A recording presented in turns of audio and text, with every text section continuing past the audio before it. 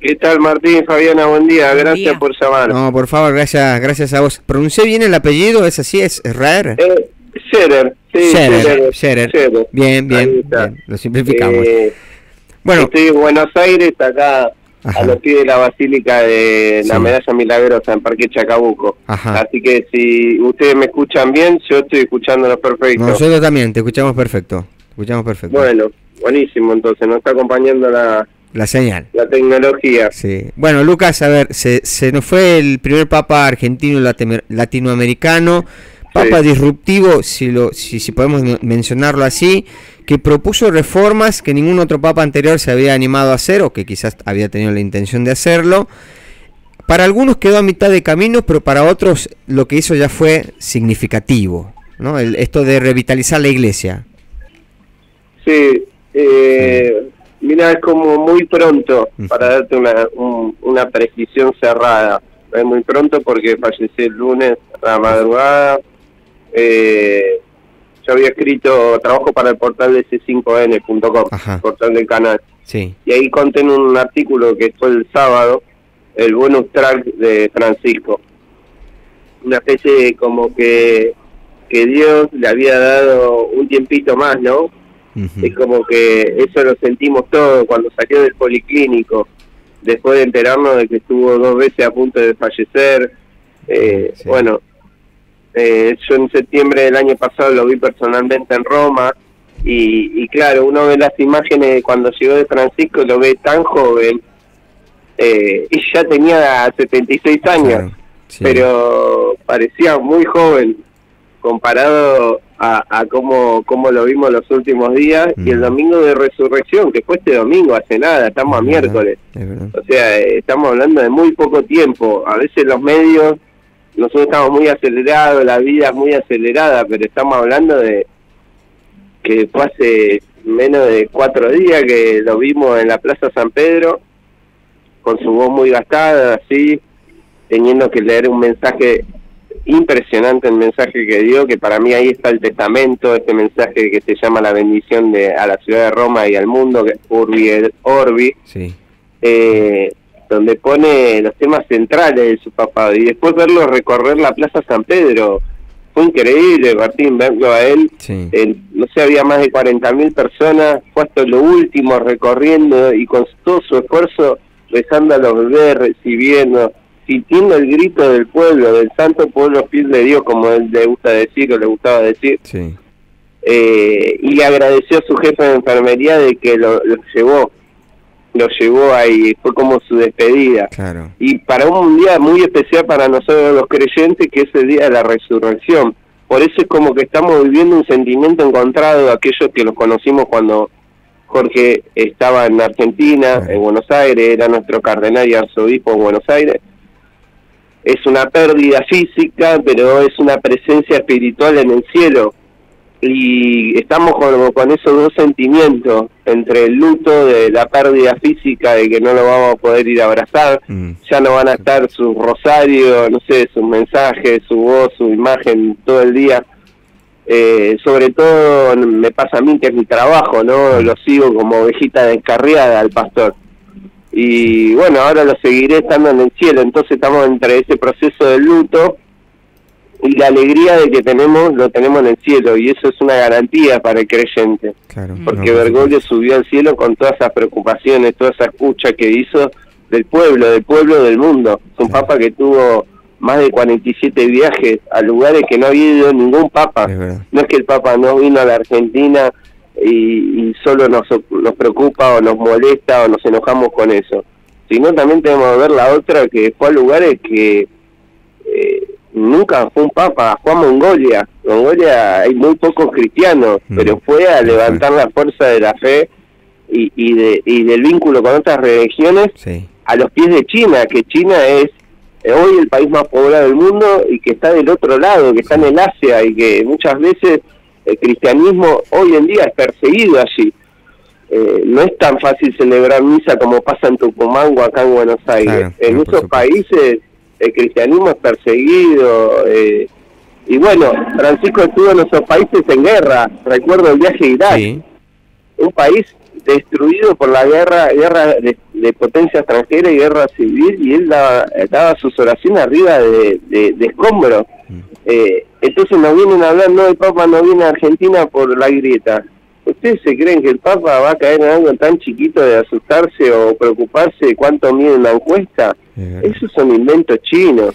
Lucas, el Papa iba a los lugares donde había herida de la humanidad. Con respecto a ese tema, ¿no? Porque, a ver, hay muchos argentinos, de hecho yo creo que aquellos que quizás no son tan devotos a la Iglesia Católica son los que más le recriminan el hecho de que no haya venido a la República Argentina. Ayer escuchaba, dentro de esta sesión homenaje que hicieron en la Cámara de Diputados, la reflexión de algunos de los líderes de bloques que decían que habremos hecho nosotros para no merecernos su visita, y no recriminándole al Papa Francisco de no venir, sino básicamente diciendo, ¿por qué no buscamos entre nosotros qué es lo que hemos hecho para que él no nos hayamos merecido su visita, ¿no? Me parece que recriminarle no visitar Argentina con todos los viajes que hizo es hasta egoísta, ¿no?, de parte nuestra. Sí, y creo que también a los creyentes nos toca, porque la iglesia no es solo los curas, el obispo y el cardenal, eso es una mirada que no es completa, no es integradora.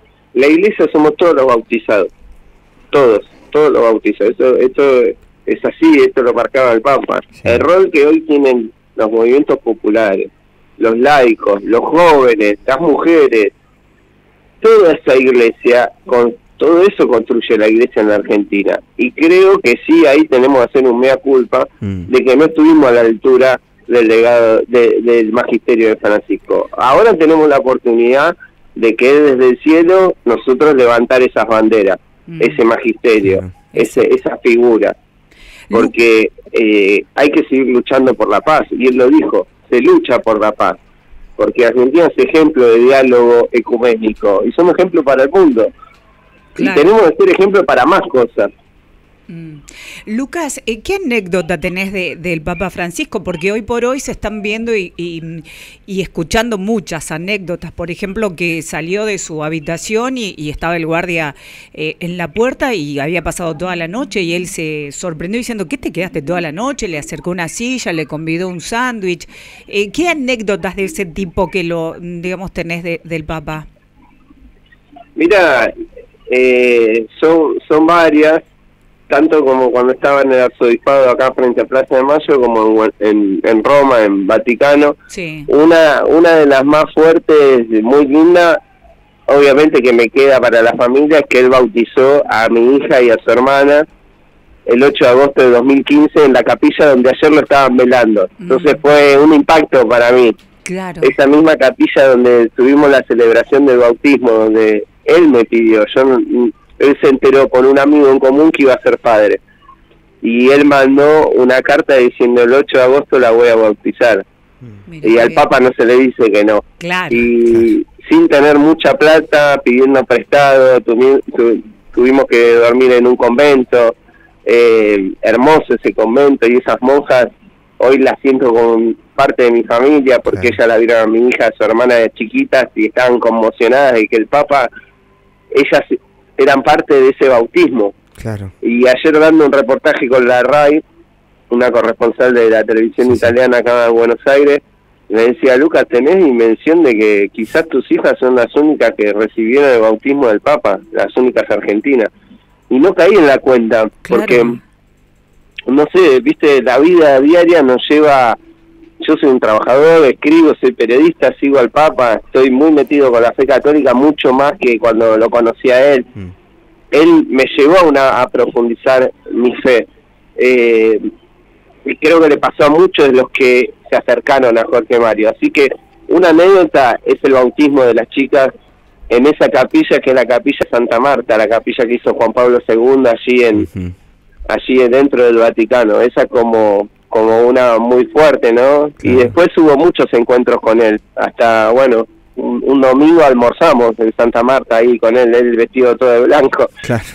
Qué sé yo, muchas así cosas lindas, siempre mucha alegría, que era otro sentimiento que tuve, que tengo todos estos días. Siempre con él fue todo muy alegre, pese a que nosotros íbamos con dramas muy grandes. Pues yo trabajé, lo conocí a él estando en la lucha contra la trata laboral y la trata sexual, trabajando con los excluidos, los cartoneros, que aquí en Buenos Aires son muchos, son miles, Sí. y vienen de zonas muy pobres, y él era arzobispo y acompañaba, iba a reuniones y trabajamos todo lo que era el mapa del crimen organizado en los barrios de Capital, y él nos recibía como arzobispo y nos abría las iglesias para protegernos, para que nosotros denunciemos, porque la iglesia se mete en las llagas de la humanidad de la actualidad. Ujú. Por eso el padre Viroche, que fue asesinado y no se suicidó, Sí. Francisco lo sabía muy bien de ese padre en Tucumán, Sí. que dio la vida, que denunciaba, que era profético. Esto no lo olvidamos. Y en esa época estábamos con él, tanto en Buenos Aires como después cuando se hizo papa.